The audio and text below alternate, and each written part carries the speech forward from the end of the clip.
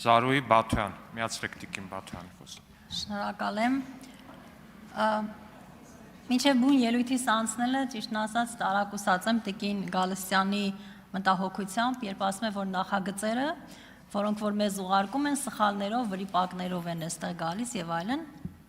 Տիկին Գալստյան, հետաքրքիր է այդ մարդիկ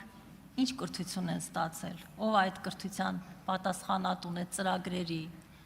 այդ ամբողջի։ Իմ կարծիքով, այստեղ գուցե մեծամասնությունը երևի, հա, մեր կրթական համակարգից ու բարեփոխումներից դեռևս չի օգտվել եւ որպես շահառու, եթե իհարկե չշարունակի կրթությունը, դժվար է օգտվի։ Հետևաբար, այն կրթությունը, այն արդյունքները, որոնք որ մենք այսօր ունենք, դրանք հասկանալի է, որ նախորդ ժամանակահատվածի կրթական համակարգի, կրթական ծրագրերի արդյունք են, որով վստահեցնում եմ, որ մենք էլ ենք մտահոգված։ Ես ամբողջությամբ կիսում եմ ձեր մտահոգությունները այսօր ունեցած մեր որակի հետ կապված։ Թե պետական համակարգում, թե մասնավոր, որովհետև որևէ մեկի համար գաղտնիք չէ, որ մենք այսօր կրթված, պրոֆեսիոնալ մասնագետների, գրագետ մասնագետների կարիք ունենք ամենուր։ Ուզում եմ շատ կարճ անդրադառնալ մեր ինքնության մաս կազմող պատմամշակութային կրոնական կոթողներին, որոնց անդրադառնում են մեր գործընկերները, Տիկին Գրիգորյանը նշեց, ու նաև պարոն Արթուր Խաչատրյանը վերջերս նախորդ գումարման ժամանակ Տիկին Անդրեասյանին, ԿԳՄՍ նախարարին հարց ուղեց, Գանձասարի, չգիտեմ, Արցախում մնացած մեր բոլոր պատմամշակութային արժեքների պահպանության հետ կապված հարգելի գործընկերներ։ Ես վստահ եմ, որ բոլորդ շատ լավ գիտեք եւ մեր հանրությունը եւս, որ Հայաստանի Հանրապետությունում ոլորտի լիազոր մարմինը եւ օրենսդրությունը կարողանում է կարգավորել միայն Հայաստանի Հանրապետության տարածքում արկա պատմամշակութային արժեքների ուրեմն պահպանությունը։ Մյուս բոլոր հարցերը, որոնք արդեն մեր, լիազորությունների շրջանակում չեն, կարող են քննարկվել բացառապես դիվանագիտական հարաբերությունների շրջանակներում։ Հետևաբար, այս հարցին անընդհատ անդրադառնալ եւ անընդհատ հարցերը ուղղել այն անձանց, որոնք իրենց լիազորությունների շրջանակներում չունեն այդպիսի հնարավորություն, թույլ տվեք նշել, որ կարծում եմ ավելի շատ շահարկման է նման։ Այո, եւ խորհրդարանական դիվանագիտությունը եւ թե կառավարությունը իր դիվանագիտական օղակներով այդ հարցին անդադար անդրադառնում է եւ պետք է շարունակի անդրադառնալ։ Այսքանով եկեք հարցը փակենք, իսկ ինչ վերաբերում է արդեն այստեղ մեր ուրեմն պատմամշակութային արժեքների պահպանությանը, վերակառուցմանը, վերանորոգմանը արդեն նշվեց 10 անգամ ով ավելացել է բյուջեի ֆինանսավորումը այդ ուղղությամբ։ Ես ուզում եմ անդրադառնալ դպրոցներին, հարգելի գործընկերներ, որովհետև այստեղ շատ խոսվեց, որ սա նաև սոցիալական հարց է։ Իմ գործընկերը արդեն ասաց, որ կրթական ոլորտին եւ ընդհանրապես նույնիսկ տնտեսական ոլորտին պետք չի մոտենալ սոցիալական խնդիրների տեսանկյունից, որովհետև այդ ոլորտում եւս նկատել եմ, երբ դուք ուզում եք հարկերից ազատել քաղաքացիներին, մենք խոսում ենք սոցիալական խնդիրների մասին։ Մենք կրթության ոլորտում պիտի որակ ապահովենք եւ այդպիսով լուծենք սոցիալական խնդիրները, որովհետեւ կրթության ոլորտում որակ չապահովելով է, որ վերարտադրվում է աղքատությունը եւ առաջանում են նոր սոցիալական խնդիրներ։ Եվ ես որևէ խելամիտ հիմնավորում չլսեցի, թե ինչու պիտի արդեն դատարկված դպրոցի, գրեթե դատարկված դպրոցի աշակերտը չունենա այն հնարավորությունը, որը ունի ավելի բարեկարգ պայմաններով, որակով, ուսուցիչներով, լաբորատորիաներով հագեցած դպրոցի աշակերտը։ Հետևաբար մենք այստեղ պիտի խոսենք այո եւ հասանելիության մասին, եւ մատչելիության մասին, բայց ոչ երբեք որակի հաշվին։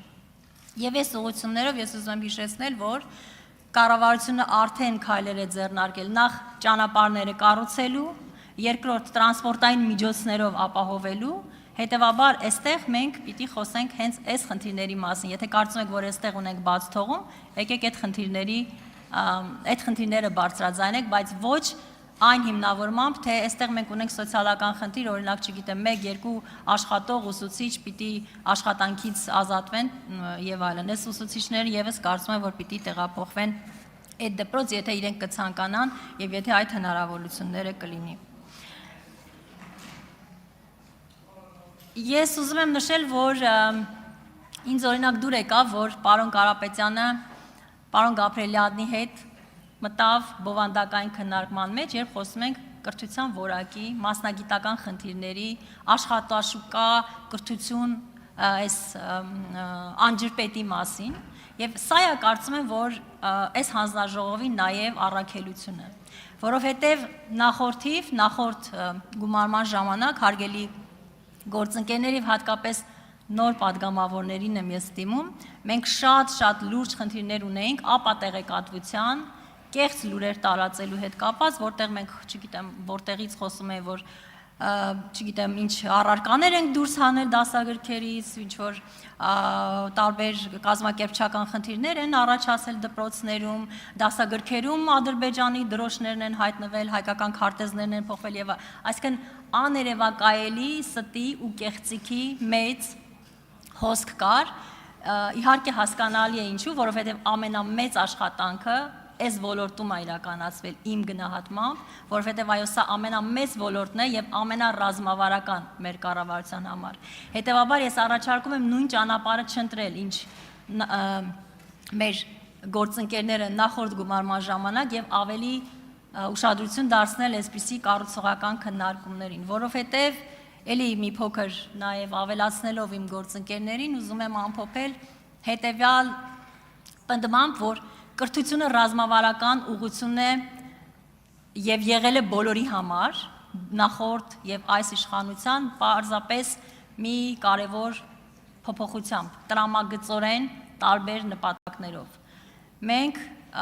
մինչ այս կրթության որակի բացակայությունը, դրա կառավարելիությունը կարևորել ենք այնքանով, որ քաղաքացիները ավելի շատ կախված լինեն երկրորդ, երրորդ անձից, բարերարներից, կառավարությունից, համայնքի ղեկավարներից, Գաբրելյանը, ում թեկնածությունը այսօր քննարկում ենք, իմ գնահատմամբ ամենաբաց, ամենագործընկերային նախագահն է եղել այս հանձնաժողովում նախորդ տարիների ընթացքում եւ միշտ պատրաստ է եղել քննարկել բոլոր խնդիրները եւ բաց է եղել դրանք թե անձամբ բարձրաձայնելու եւ դրանց քննարկումները նախաձեռնելու համար, հետեւաբար ես ողջունում եմ նրա թեկնածությունը, աջակցում եմ նրան եւ մեր ընդդիմադիր գործընկերներին եւս կոչ եմ անում օգտվել այդ հնարավորությունից եւ ոչ միայն քվեարկել նրա օգտին, այլ նաեւ հետագայում ակտիվորեն աշխատել նրա հետ։ Շնորհակալ եմ։ Հավանիչ տեսանյութը եւ բաժանորդագրվիչ նորությունները բաց չթողնելու համար։